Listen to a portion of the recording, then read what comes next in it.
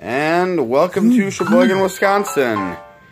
Here we are looking at why my Grig sucks. I have an AMD 8300, 16 gigs of RAM.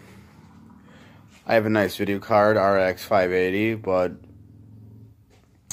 I play a lot of Skyrim still to this day.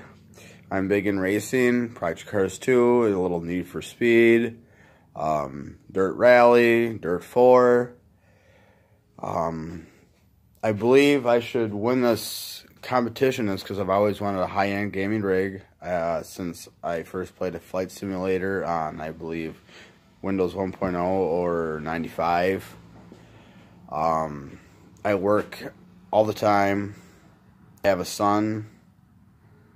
I'm always busy. I never have the money to afford it. That's my video. I hope you guys enjoy it. I just feel honored to send you a video. Thank you.